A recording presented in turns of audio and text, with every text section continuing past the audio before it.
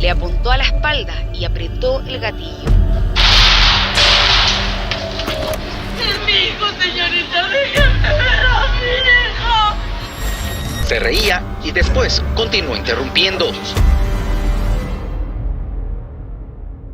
Como hemos presenciado en videos previos, uno de los aspectos más insondables y poderosos de la condición humana es el dolor que experimentan los padres o madres al perder a sus hijos. Este dolor no solo es profundo, sino que también puede desencadenar una serie de emociones intensas, incluida la búsqueda de venganza. En el video que presentamos a continuación, se muestra el caso de Ana, una madre que tomó medidas que muchos consideran justas y necesarias. ¿Compartes esta opinión? Observa este fascinante video que detalla las historias de 5 madres que buscaron vengar a sus hijos y comparten tu punto de vista al respecto. Número 1. En la fría mañana del 5 de mayo de 1980, Anna Bachmeier abrió los ojos con un mal humor palpable. El roce con su madre, Marín, fue inevitable cuando expresó su firme negativa a asistir a la escuela. Marín al principio intentó imponer su autoridad maternal, pero finalmente cedió ante la obstinación de Ana y la dejó salir a jugar. Lo que Marín no podía sospechar era el intricado plan que se ocultaba tras la aparente rebeldía de su hija. Ana, con apenas 7 años de edad, guardaba en su mente un objetivo claro y tentador: visitar la casa del carnicero Klaus Grabowski. Este hombre, con su promesa de permitirle jugar con sus gatos, había despertado en Ana una irresistible tentación, sobre todo considerando que en su lugar no había ninguna mascota que la acompañara. En Lübeck, el lugar del suceso, nadie sabía que Grabowski era un delincuente sexual convicto y que había sido cumplido por pena de cárcel por abuso sexual, que en 1976 se había sometido a una castración, pero que después, para revertirla, hizo un tratamiento hormonal. La escena se desplegaba como una solemnidad inquietante en la sala del tribunal de Lübeck, en el tercer día del juicio contra Klaus Grabowski, acusado de los crímenes más atroces: secuestro, abuso y asesinato de Anna Bachmeier, una inocente niña de apenas 7 años. El ambiente ya estaba cargado de tensión y horror. Fue entonces cuando una figura enigmática, con el rostro imperturbable como tallado en piedra, hizo su entrada. Su presencia era tan imponente como inquietante mientras avanzaba con determinación, las manos enfundadas en los bolsillos de su impenetrable blanco. Cada paso resonaba en la sala, silenciando cualquier murmullo. Deteniéndose a pocos metros detrás del acusado, la mujer permaneció inmóvil como una estatua, su mirada fija en el hombre que había causado tanto sufrimiento. Un silencio pesado envolvía la sala mientras todos observaban con expectación lo que estaba por suceder. Entonces, con una serenidad que contrastaba con la gravedad del momento, la mujer extrajo con calma una pistola del bolsillo derecho de su abrigo. Sin un ápice de vacilación, apuntó hacia el hombre en el banquillo de los acusados y apretó el gatillo repetidamente 7 veces en total.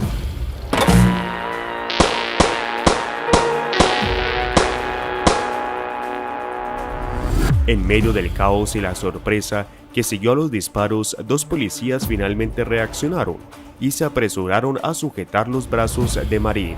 Sin embargo, la madre afligida no ofreció resistencia. Su semblante, impasible como una estatua de mármol, no mostraba ni una pizca de arrepentimiento o vacilación. Solo sus labios se movieron para dar voz a la ira y al dolor que la consumía desde ese día, en que su mundo se desmoronó. «Cerdo, mató a mi hija», fueron las palabras que escaparon de sus labios, cargadas de un odio contenido y una sed de justicia implacable. La madre, consumida por la pérdida, confesó abiertamente su deseo de afligir el mismo sentimiento que había soportado sobre el hombre que había arrebatado la vida de su niña inocente. Habiendo recibido 7 balazos, uno por cada año de la niña, Klaus Grabowski, carnicero, abusador y asesino de 35 años, agonizaba en el piso del tribunal. no demoró más de 2 minutos en morir la mañana del 6 de marzo de 1981. Los diarios alemanes el día siguiente mostraron la foto de Marín, debajo de los títulos que la nombraron como la mamá vengadora. Número 2. Era un día de febrero del 2006, un momento en el que el pequeño y tranquilo barrio de Santa Eudoxia en Sao Paulo se veía envuelto en una atmósfera de calma y rutina. Sin embargo, esa serenidad se vio abruptamente interrumpida por un acontecimiento estremecedor que sacudió los cimientos de la comunidad. Maria do Carmo Grislotti se encontraba inmersa en las labores cotidianas de su cocina de su hogar, cuando de repente el inconfundible grito de angustia de su esposo resonó desde el patio trasero que conectaba su casa con la del vecino. El sonido, cargado de desesperación, la hizo dejar caer lo que tenía entre manos y correr hacia la puerta, donde se detuvo un instante, con el corazón latiendo con fuerza, tratando de comprender la naturaleza de aquel grito. El hombre había visto a su hijo de apenas 3 años salir de la casa del vecino, luego de ser abusado.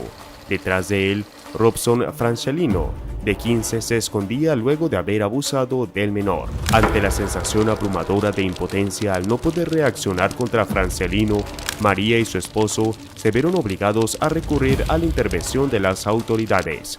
Con el corazón aún latiendo con furia y miedo, llamaron a la policía en intención desesperado por encontrar justicia en un mundo que parecía haberse vuelto al revés.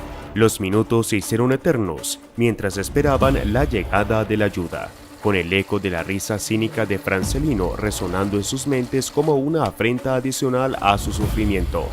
Finalmente, las luces intermitentes de una patrulla irrumpieron en la oscuridad de la noche, trayendo consigo una mezcla de alivio y ansiedad. Los 3 fueron conducidos a la comisaría, donde el ambiente opresivo del lugar parecía pesar sobre ellos como una losa. María, con el corazón aún latiendo con la furia contenida y el temor por lo desconocido, relató posteriormente cómo Francelino se burló de manera cínica y desafiante, como si su juventud lo eximiera de cualquier consecuencia por sus acciones. Las palabras de Francelino resonaban en la mente de María como un eco constante de injusticia y desdén. La rabia que ardía en lo más profundo de su ser se convirtió en una llama incontrolable, consumiéndola desde dentro con una intensidad abrasadora. Fue en ese momento, en un arrebato de desesperación y furia, que María perdió el control de sí misma. Sus manos temblorosas buscaron un objeto cercano para canalizar su ira y encontraron un cuchillo descuidadosamente colocado sobre el marco de una ventana de la dependencia policial y mató a Francelino. Tras su encarcelamiento, Maria do Carmo Grislotti recibió la noticia de su libertad condicional después de días, mientras guardaba el juicio que decidiría su destino. Detrás de las rejas sus palabras resonaron como una determinación férrea. En una situación similar, estaría dispuesta a hacer lo que fuera necesario para proteger a mis hijos, incluso si eso significa enfrentarse a la muerte misma. En noviembre de ese mismo año, el veredicto del jurado trajo un alivio inmenso a María, absuelta de toda culpa.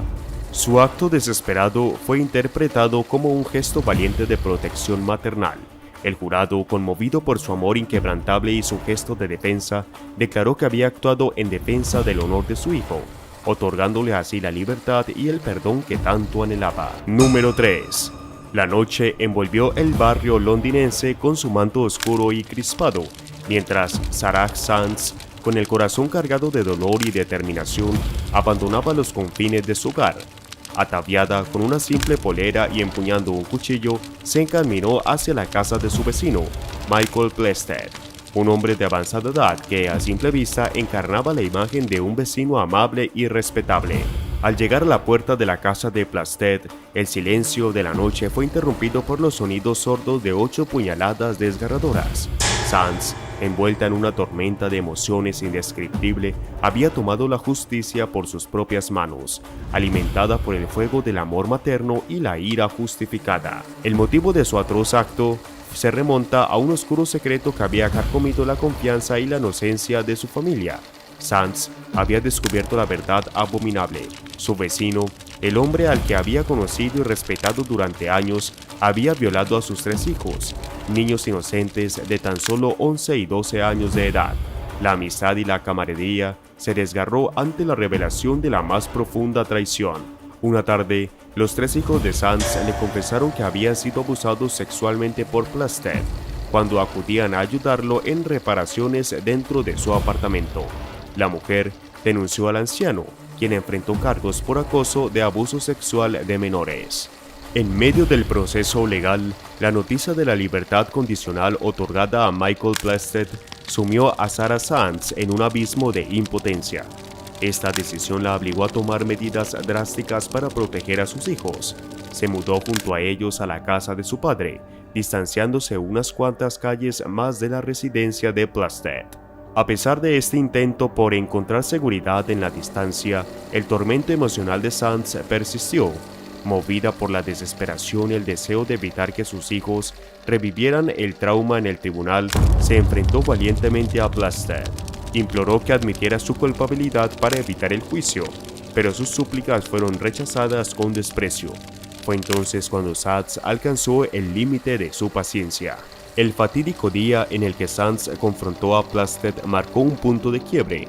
En un acto impulsivo y desesperado, Sands terminó con la vida del hombre que había causado tanto sufrimiento a su familia.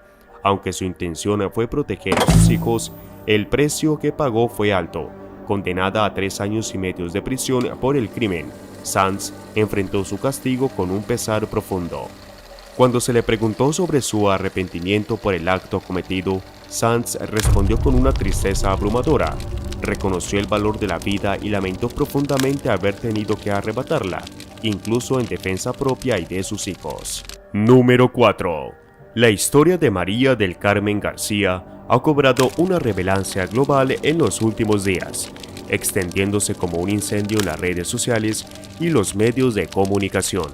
Este dramático suceso tuvo lugar en 2005, en una tranquila mañana en España, mientras María del Carmen esperaba el autobús para dirigirse a su trabajo. Sin embargo, lo que comenzó como un día rutinario pronto se convirtió en una pesadilla que sacudiría los cimientos de su existencia. Años atrás, la vida de la familia García fue destrozada por el abuso sufrido por Verónica Rodríguez, la hija de María del Carmen, a manos de un albañil sin escrúpulos. Este individuo, quien más tarde sería condenado por sus actos, dejó una cicatriz imborrable en el alma de Verónica y en el corazón de su madre. Sin embargo, la pesadilla de la familia no terminó con la condena del agresor, ya que en un giro impactante del destino el criminal fue puesto en libertad y regresó a las calles, que alguna vez fueron testigos de su atrocidad. Fue en este fatídico día que el abusador reapareció en la vida de María del Carmen. Con el cinismo y la crueldad propios de un verdadero villano, se acercó a la madre de la víctima y pronunció esas palabras que resonarían en su mente para siempre. ¿Cómo está su hija? El mero recuerdo de los horrores sufridos por su hija provocó un torbellino de emociones en María del Carmen, quien sintió con una ira y la impotencia de ser apoderada de su ser. En un instante de desesperación y valentía, María del Carmen tomó una decisión que cambiaría su vida para siempre. Con una determinación inquebrantable y el corazón lleno de dolor, enfrentó al hombre que había causado tanto sufrimiento a su familia. En un acto de coraje desgarrador, María del Carmen prendió fuego al criminal, llevándolo a cabo un acto de justicia por su propia mano, en defensa de su hija y en contra de su impunibilidad, que había permitido que su agresor caminara libremente por las calles. El fuego provocó una gran humareda que la mujer aprovechó para salir del local. Cuando se disipó un poco el humo, nos dimos cuenta que Ramón había desaparecido, contó en su momento Antonio Fernández, el dueño del lugar. Número 5. 13 de agosto del 2004, Annaba Iponkar, una mujer india, se unió a un grupo de 200 mujeres para acabar con Akidav, un violador en serie que había arrebatado la vida de su hija. Aunque logró la venganza que tanto anhelaba, lo que ocurrió después cambió el rumbo de su existencia para siempre.